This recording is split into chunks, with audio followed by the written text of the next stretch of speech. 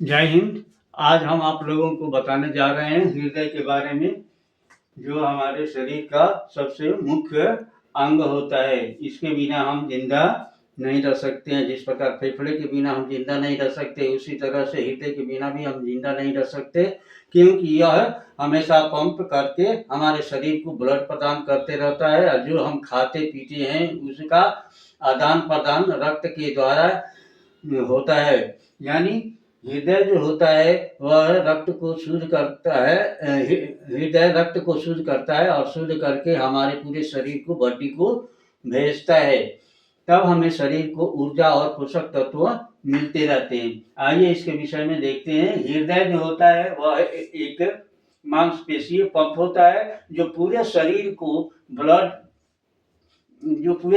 Blood देते रहता है। यह छाती के बाईं और फेफड़े के बीच पांचवी और छठी रीढ़ पसलियों के बीच में होता है। अर्थात यहाँ पर होता है बाईं तरफ पांचवी और छठी पसलियों के बीच में होता है तथा दोनों फेफड़ों के बीच में होता है। इसमें 4 चेंबर होते हैं, 2 आलिंद होते हैं और 2 निलय होते हैं। आलिंद को इंग्लिश में आर्टियम कहते हैं, जबकि निलय को वेंट्रिकल कहते हैं। अब यहाँ पर दायां आलिंद का काम क्या है? तो दाएं अशुद्ध रक्त को ग्रहण करना और इस रक्त को दाएं निलय में भेजता है। यहाँ पर देखिए, ये है दायां आलिंद और ये है दायां निलय।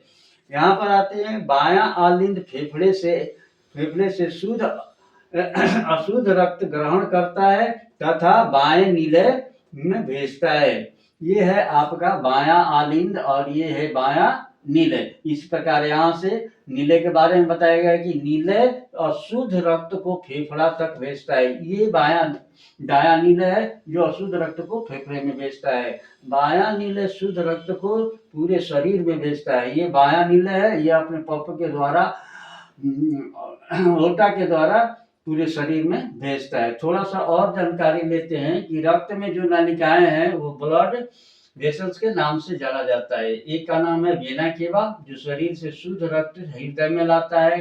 पल्मोनरी आर्टरी शुद्ध रक्त फेफड़ा में ले जाता है। पल्मोनरी वेन शुद्ध रक्त को फेफड़े से लाती है। एरोटा शुद्ध रक्त पूरे शरीर में पहुंचाती है। थोड़ा सा और वर्णन करते हैं। हृदय की मांसपेशियां जो होती है, मांस जो होता है वह अनैच्छिक होती है, अर्थात वह अपने द्वारा काम करती है, किसी के इच्छा के अनुसार, अर्थात हमारे इच्छा के अनुसार यह कार्य नहीं करती है। और यह जो बनी है यह मांसपेशीय ऊतक के द्वारा बनी हुई है। इसका वैज्ञानिक नाम जो होता है कार्डियोमायोसाइट्स कहा जाता है, जबकि हार्ट के डॉक्टर को हम कार्डियोलॉजिस्ट कहते हैं। हृदय के बाहर 3 परत होती है, अर्थात हृदय की सुरक्षा के लिए 3 परत होती है। यहाँ पर 3 परतें पाई जाती है।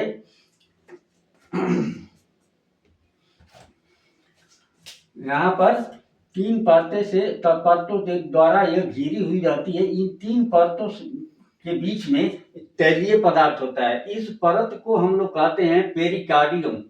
इस परत को क्या कहते हैं? पेरिकार्डियम कहते हैं। पेरिकार्डियम के बीच में तैलीय पदार्थ लगा हुआ रहता है। ये तैलीय पदार्थ जो होता है हमारे हृदय को मुलायम रखता है तथा धड़कन करने में इसको मदद पहुंचाते हैं।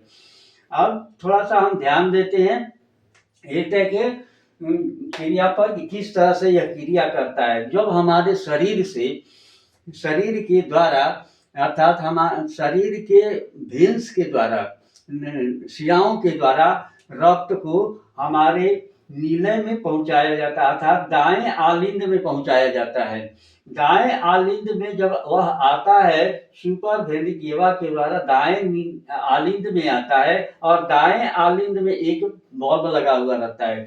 इस बल्ब को पार करके वह दाएं निलय में चला जाता है। दाएं निलय धीरे से पंप करता है और धीरे से पंप करने के बाद वह पल्मोनरी आर्टरी के द्वारा, अर्थात फुसफुस धमनी के द्वारा चला जाता है फेफड़ा में।